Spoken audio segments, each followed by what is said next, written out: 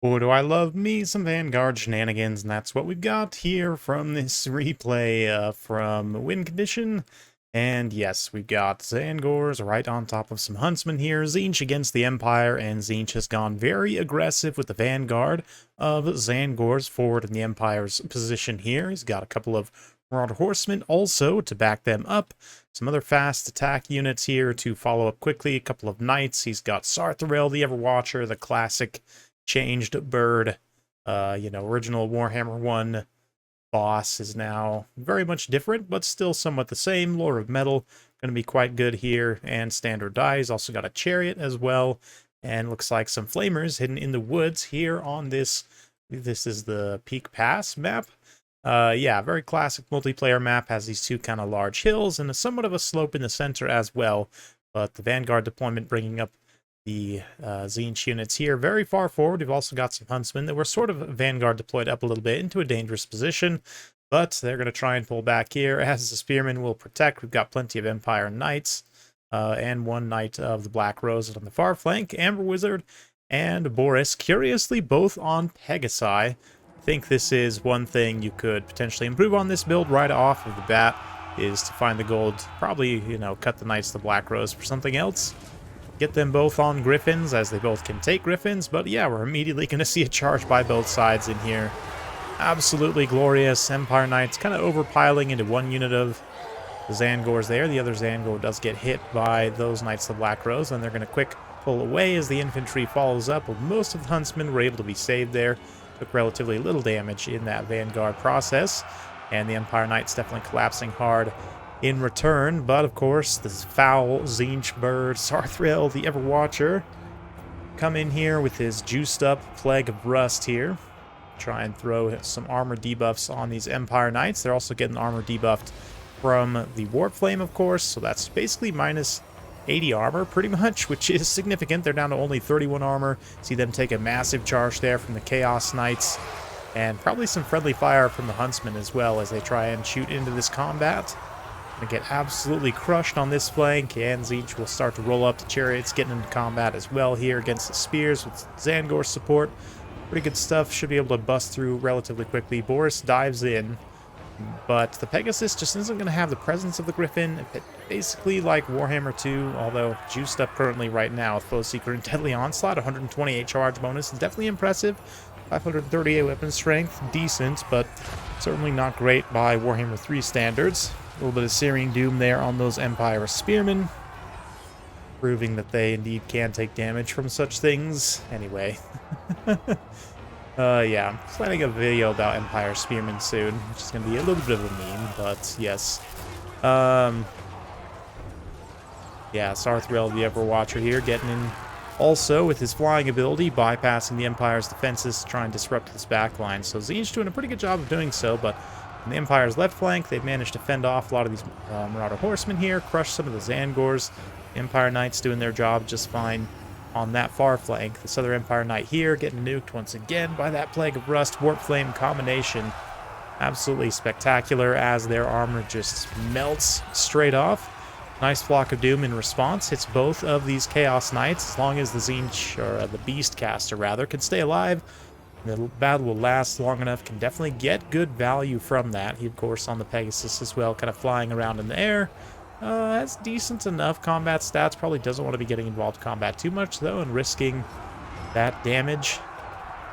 Of course, if he was on the Griffin, he probably would want to use him in combat, and the Griffin does offer some downsides as well as, of course, the upsides of extra HP, armor piercing damage, and I believe he gets like 50 armor. I believe it's the same, more or less. Anyway, decent choice here, and the Terror certainly could be helpful in helping to push back some of these low leadership units. Like you see these Zangors kind of hanging around at low leadership. Some of the Chaos Chariots and the Marauder Horsemen could have been Terror routed away had Boris been on a Griffin. With that Blood Roar, it gives a little bit of extra leadership synergy with his Crush the Weak passive as well. So definitely would recommend at the very least having Boris on the Griffin here. There's pretty much no reason not to take him on the Griffin, in my opinion, right now. Pegasus mount is really not great, whereas the Griffin mount actually has been buffed and brought somewhat to a Warhammer 3 standard, but Nice big Tzeentch fiery bombardment here. Army ability going to do massive damage to that unit of Empire Knights. Tzeentch slowly working down the mobility of the Empire. These two Empire Knights. Knights of the Black Rose also done. And the Marauder Horsemen continuing to take damage, but the Empire Infantry pretty much crumbled. The Huntsmen are also basically all done for at this point. So Tzeentch showing the power here. This is very much like a Warriors of Chaos Tzeentch specific. I guess they really only have the one Demon of Tzeentch. The rest of it is all like Warriors of Tzeentch, including Sarthrel. I would also include him in that. Of course, Warriors of Chaos can take him as a Lord option, but yeah, of course, just all marked of Tzeentch, which is pretty cool, to be honest, from the build perspective. And I do really like the synergy of Plague of Rust here. It's been one of my favorite spells pretty much since the beginning of time for Warhammer, especially when on somebody like Sarthrel, where he can just help units punch, even not necessarily above their weight class, but just absolutely dominate in combats when they might otherwise not. I mean, Empire Knights definitely lose to Chaos Knights regardless, but with those spells and effects involved, it becomes extremely one-sided. So it's a beautiful blue fire and some javelins flying in as Sarthrel fights it out with the heroic leadership of the Empire. They're going to try and 2v1 him here as sort of a last-ditch all-in. You see some Empire Knights contacting those Chaos Knights up there as well, not able to break through and get to the Flamers. The Tzeentch army definitely took some heavy losses, but of course will be a victory for them. So eventually, a little bit of friendly fire from the Flamers first,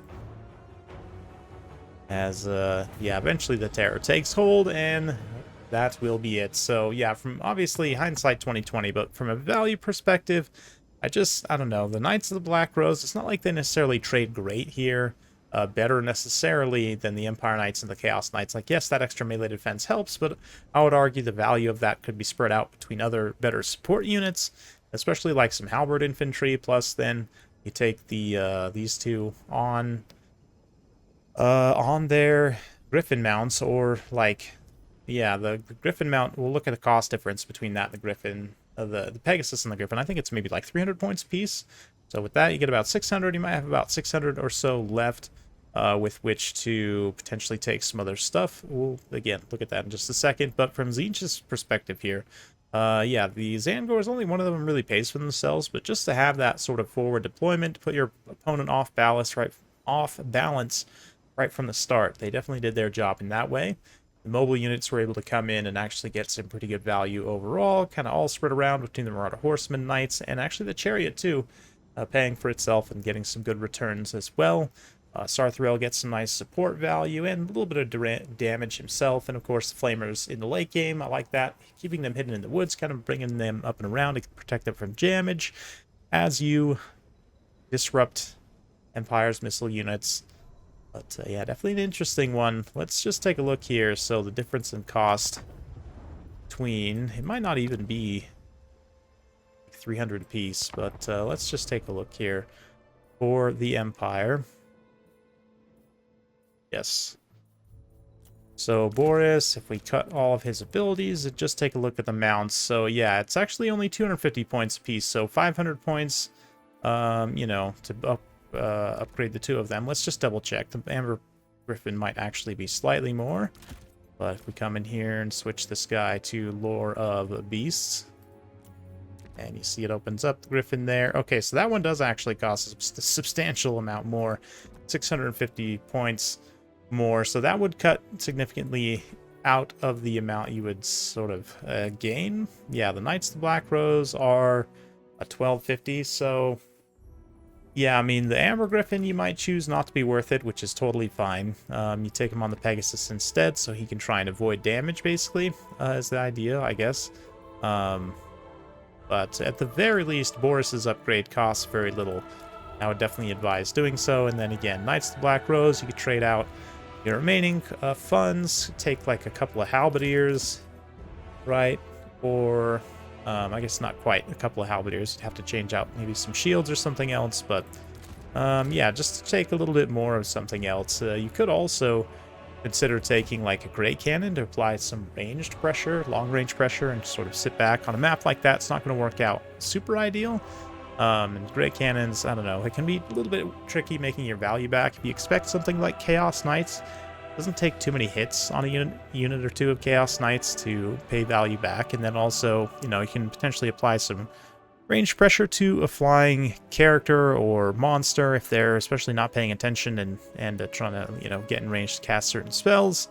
And definitely make them pay for that with some long range attack. But yeah, so you guys will have to let me know your thoughts in the comments down below. Would you actually sacrifice some additional mobility for some more missile units that might be tough to protect, or would you just go for some more kind of melee support, maybe even take like just some swordsmen to fight against infantry there, although I don't know, they don't trade necessarily super cost effective with a lot of Tzeentch infantry. But let me know your thoughts in the comments down below. Hopefully you enjoyed. If you like this sort of content, be sure to like, subscribe, hit that bell notification. Every time I upload a new video, you'll be notified. Thanks again. We'll see you next time.